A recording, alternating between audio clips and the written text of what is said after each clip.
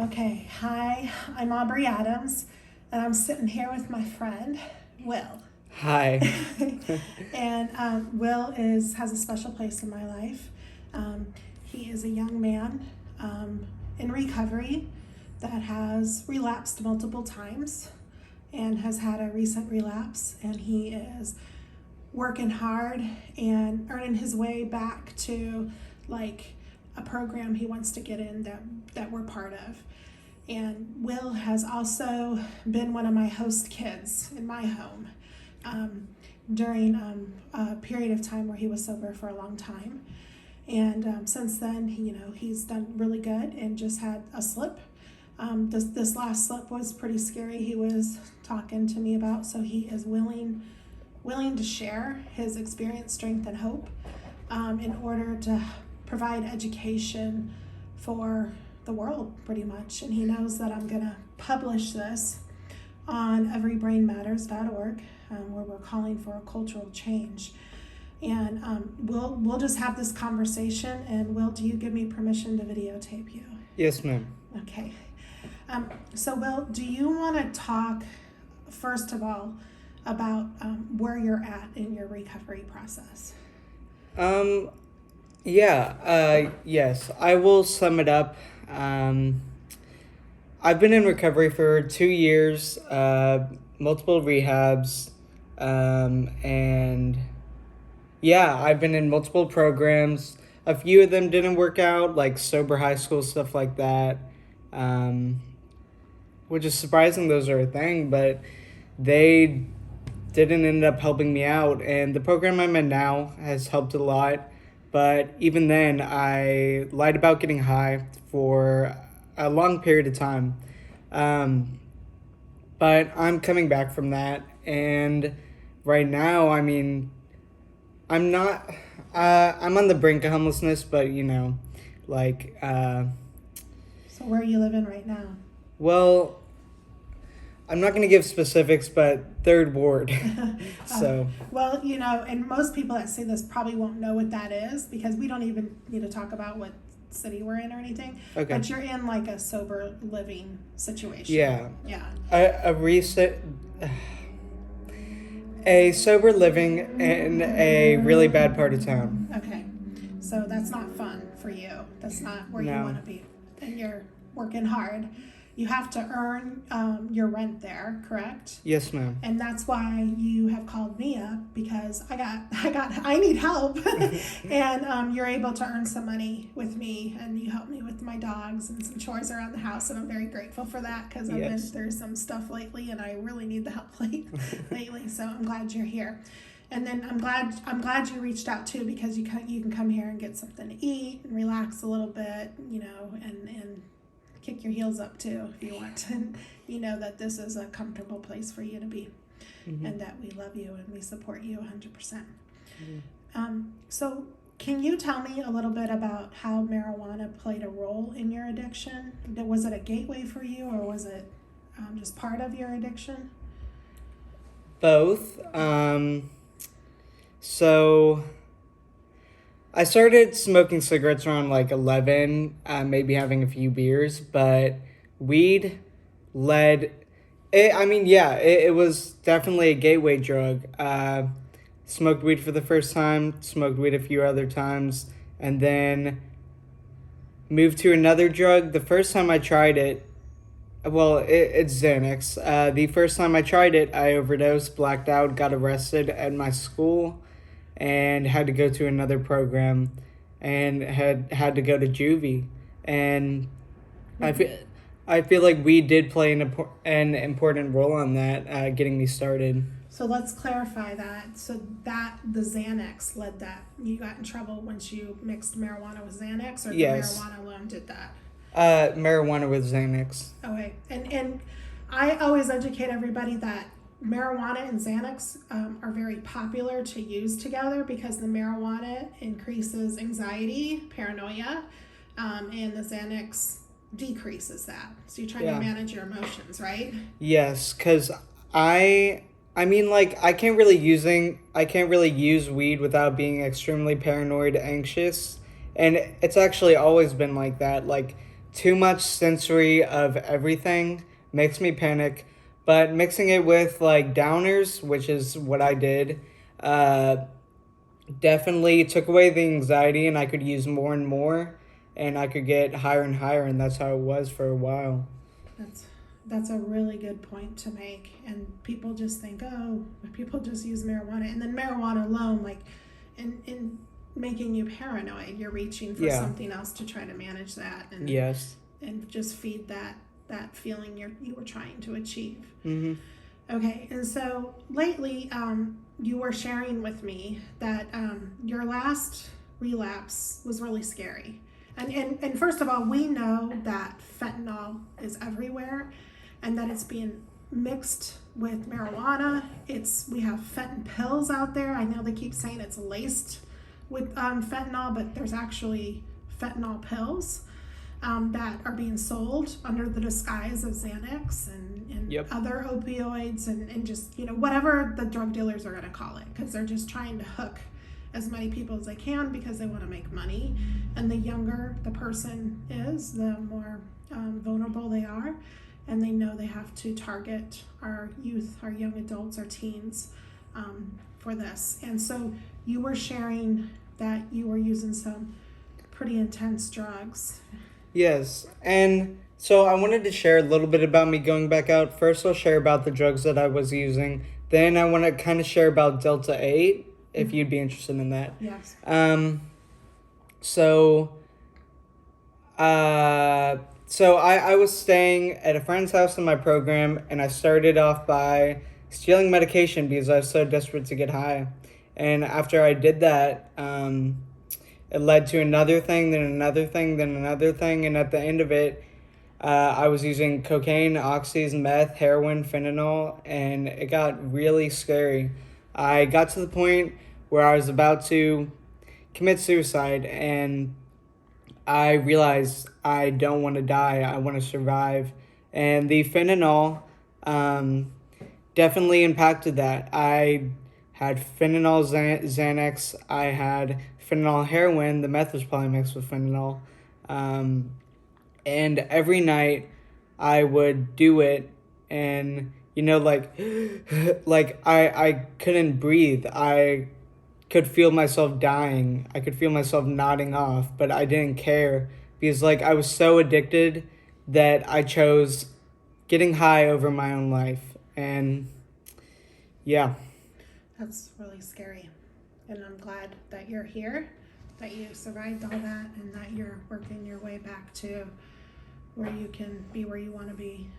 And do you think the fentanyl is increasing in our city here, or do you think it's about been the same the past few years? Well, no, or yes, I think it has been increasing because a few years ago, I've always bought on the street. I've never bought from the dark web or any of that.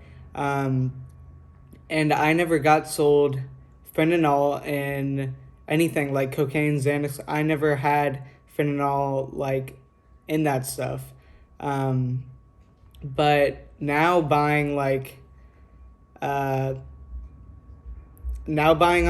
from street dealers, yeah, you have to be really careful, or I mean, just don't do it, obviously. But you could die easily. Everything's laced now. It has increased so much. Okay, now let's share about the Delta-8. So you kind of have a job that's kind of under the table working for a smoke shop, right? Yes, I do. So why don't you just talk about what's happened there? Okay. Can I share about like first me using Delta-8 and how it affected me? Yeah, absolutely. Okay. So when I ran out of drugs, I went to a smoke shop and bought Delta-8. I didn't have anything else, and I didn't know what it would do. But I feel like it gave me the same effects as like THC 9 or I don't know what you call it, like weed. I feel like it gave me those same effects, like the mind high, and I got paranoid on it. I freaked out on it, and I got too high on it, just like how it was like in the past with weed. And No, I don't feel like it should be legal to anybody. Like 18-year-olds can go out and get this stuff and it's messed up. And like smoke shops sell to people under 18. Like the part where I live at, it's a bad part of town.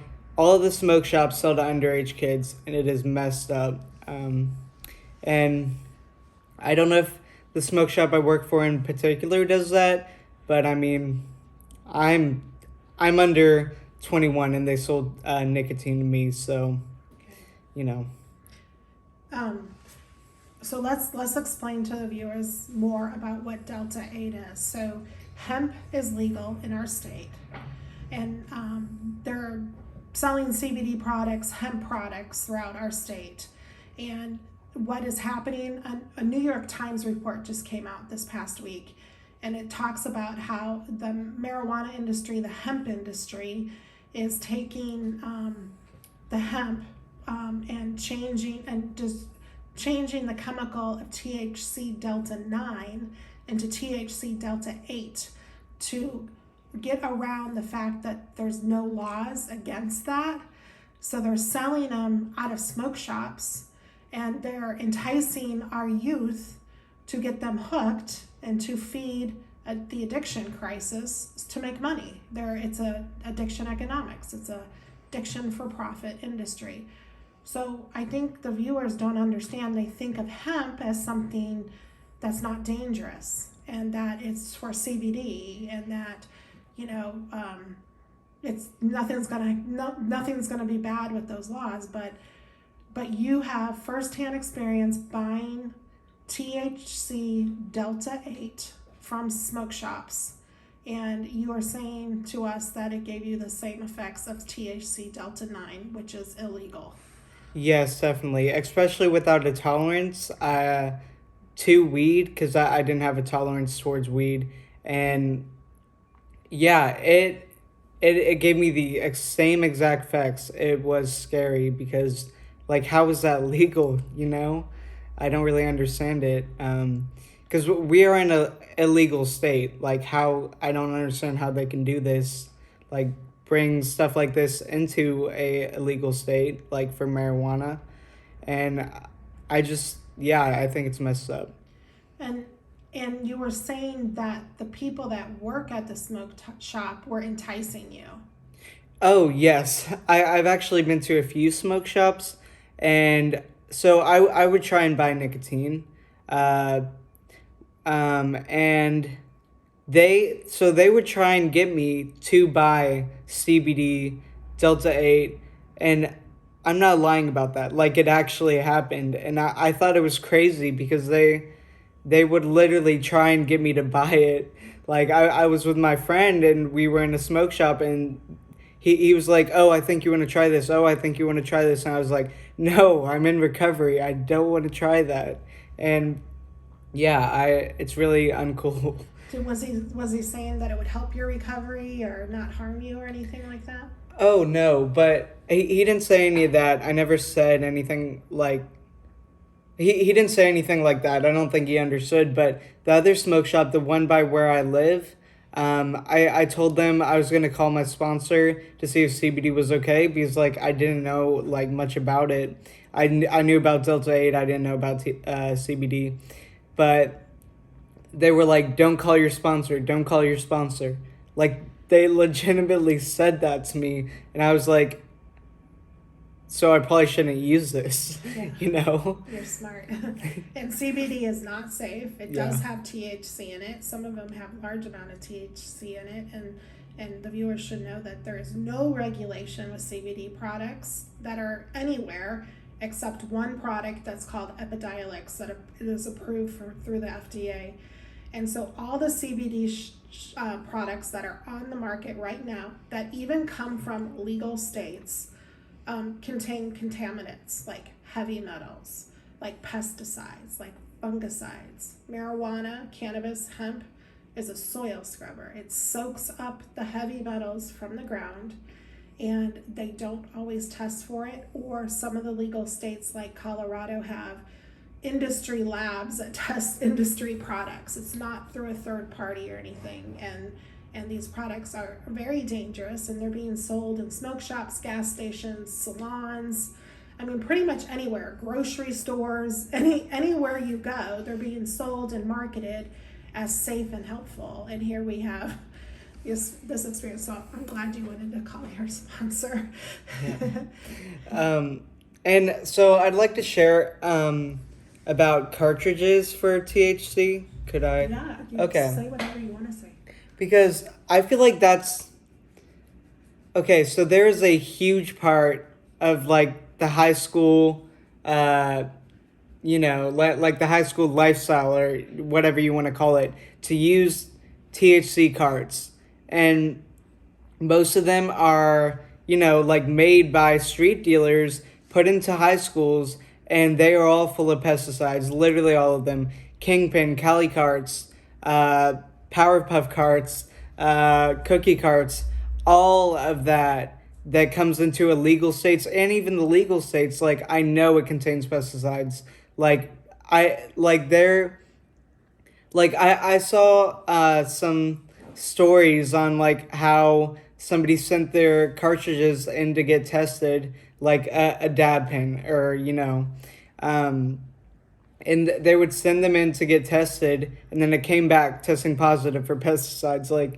And those were the ones that came into our area, and it's terrible. And I would use these carts. I knew that it was full of pesticides, but I didn't care. What I did with the carts is I would use them with narcos, like hydrocodone, codeine, Oxy, Percocet, Vicodin, all stuff like that. And it would intensify the body euphoria and the mind euphoria, and therefore definitely making it more addictive. Like without that, it would not have been near as addictive as it was. I just wanted to say that. Where were you getting these pills? Well, again, on the street, friends, prescriptions, parents' houses. I used to be very desperate. I would go into like close friends' houses, go into their parents' cabinets, and I'd get the pills. Or people who had broken legs at school who, didn't really need the medication. They were like, I'm better off without this. Why don't I just sell it? So That's important. So people, clean out your medicine cabinets. If you need the medication, lock it up. It's really important to do that. And then I'm glad you shared about the pesticides being in those vape products, those yes. cartridges, and all those terms you just used. Parents, pay attention to what Will just said. All those terms he just used. So when you hear your kids talk about this, or they're ordering it over the internet, carts is a popular term. It's short for cartridges. Dab pens, they are not safe. When the pesticides are heated to a certain temperature, they can turn to cyanide. So they're all around. These products are just not cool, not safe. The THC in them alone is not safe. It's going to cause mental illness, addiction.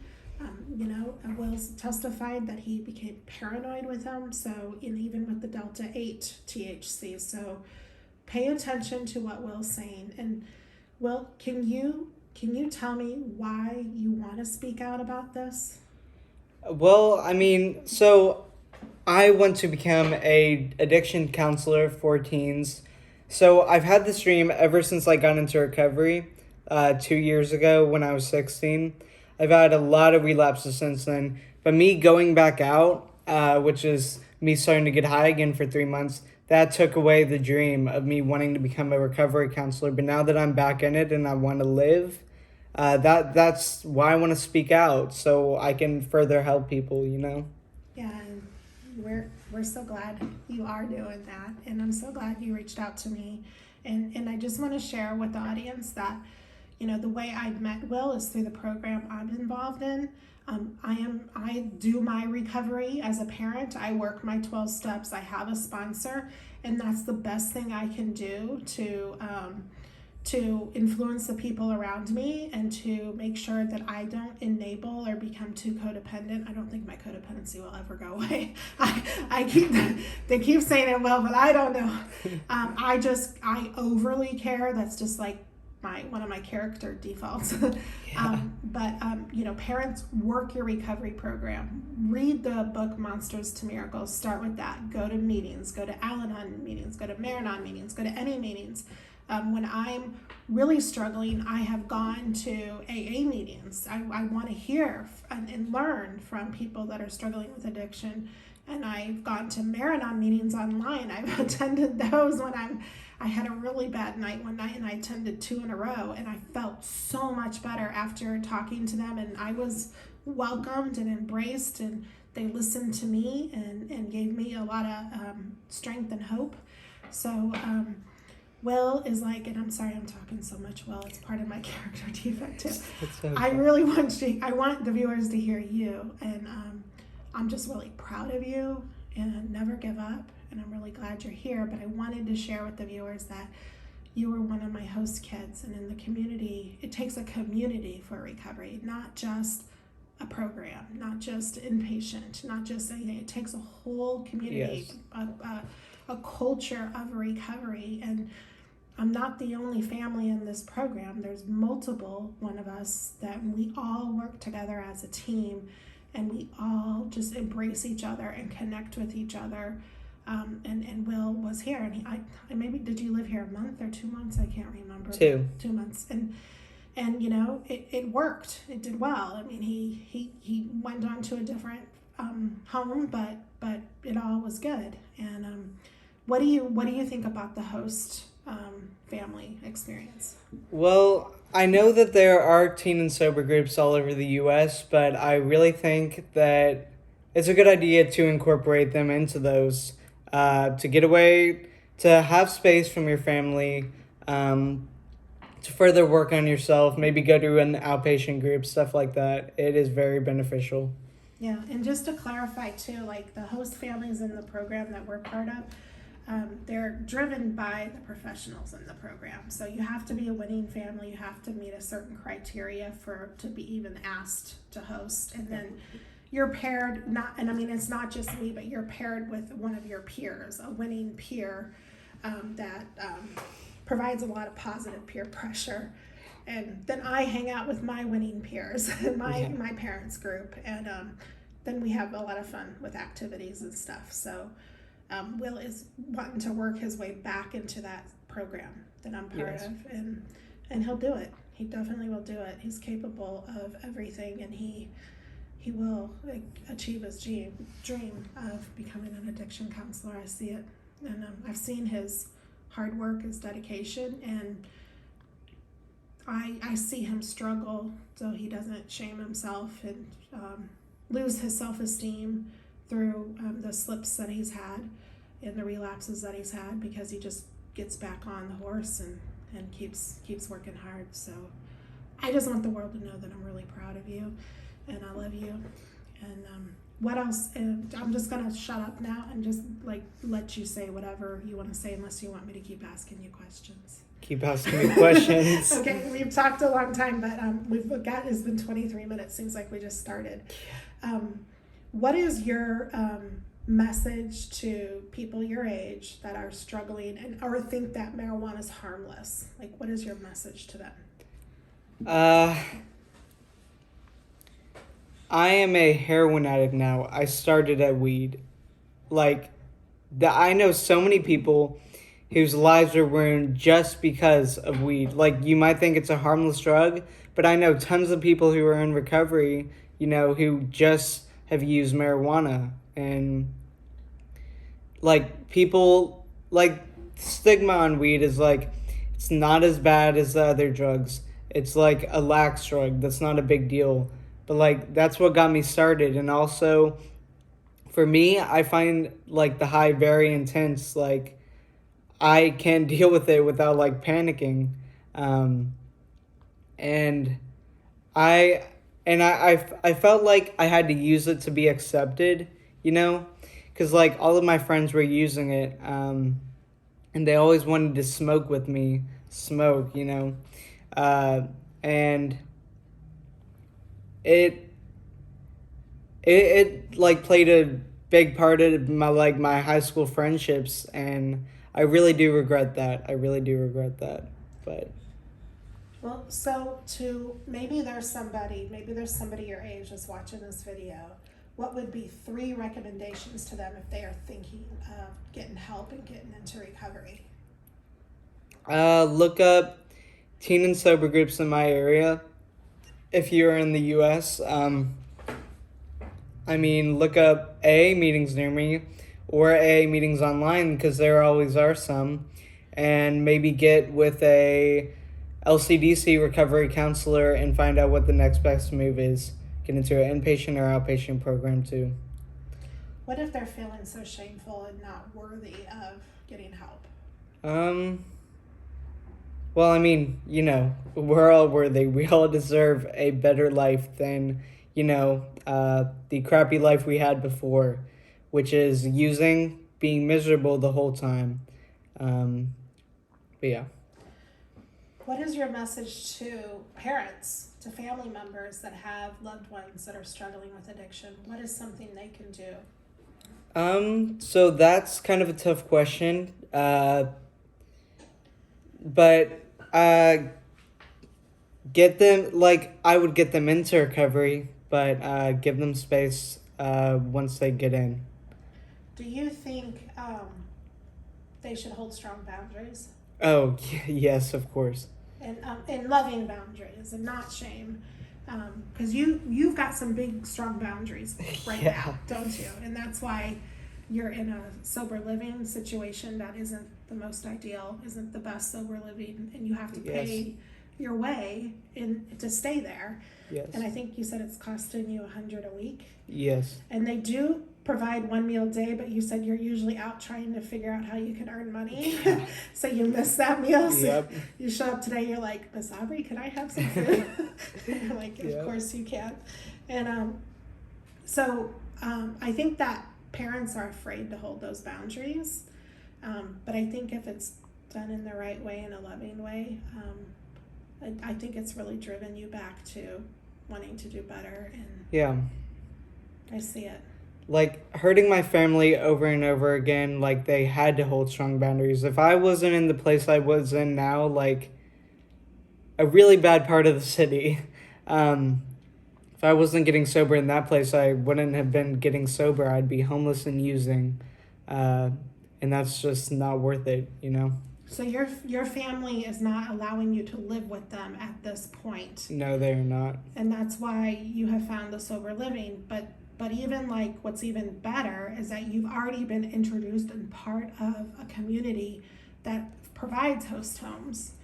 So you don't have to end up on the streets, you know? Yes. And that you can earn your way back into the program. So the program, the counselors in the program are holding strong boundaries with you too.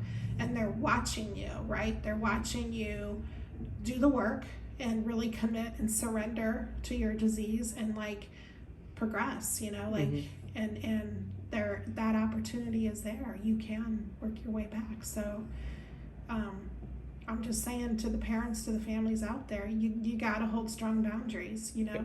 It's not like tough love, like you should never see your kid again. It's like drawing the line and holding that loving boundary without shaming and letting them know they're capable. They are so good. And then as you achieve each milestone, you're gaining your confidence back too. So okay, another question. Do you think marijuana should be legal? No. Do you want me to go into depth? Yeah, okay. Whatever you want to say. This is your opinion. No, I mean, I don't feel like it should be legal. Even to help with anything, like, there are medications out there that are non-narcotic that can do just as much than, or, you know, even more, than weed can. I mean, weed, like, maybe it helps some people. I mean, probably not. But maybe it does actually help some people. But recreational use, stuff like that, no, it should not be legal. like alcohol helps some people, but no. Probably not. Yeah. Probably not. Cut that right? out. Yeah, no, it's okay. We don't need to. That was really honest because I love the way you said, well, maybe we'd help some people, and then you're like, probably not. And then, Yeah. And then you're like, wait a minute, should I say that about alcohol too? I was like, really? I don't think there's any benefits. No, to alcohol does not alcohol. help. Maybe for like shots and stuff like that or cleaning, but It's an intoxicant. So, yeah. like if you want to numb yourself, I get, they used it for like medical purposes Yeah. back in the day. Probably the same way they used marijuana, cannabis. It's an intoxicant, so Yeah. you can kind of dull the feelings, the sensations a little bit with it. Yeah. Doesn't take it all away, but yeah, that was good. That was a good conversation. Okay, so we need the elected officials to know and hear Will, and that's when Will found out what I do for a living now with all my volunteer work. I landed a job working for Parents Opposed to Pot, and now I spend all my time educating about marijuana and why it should not be legal, because it just adds another predatory addiction for profit industry into your community. It increases accessibility and decreases the perception of harms, period. And that's no solution to anybody's problems with drugs. And we have the biggest addiction mental health crisis we've ever had in our country. And now we are dealing with the hemp industry, and they are deceptive and dishonest and doing everything they can to target our youth again. And Will's testifying of that. So Definitely. Is there anything else you want to say? No, but I feel like this was a really good interview. So. Oh, awesome. Well, and if there's anything else in the future, you're always welcome Of course. to say it. I know when we were discussing this interview, I was like, I don't know, maybe we shouldn't interview you, and because you're just getting back into recovery again. And Will's like, oh no, I want you to interview. Yeah.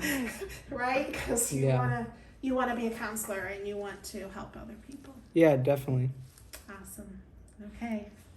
Well, I'm proud of you and I love you, and it's time for you to walk the dogs. Okay. Love you too. Okay. Bye-bye.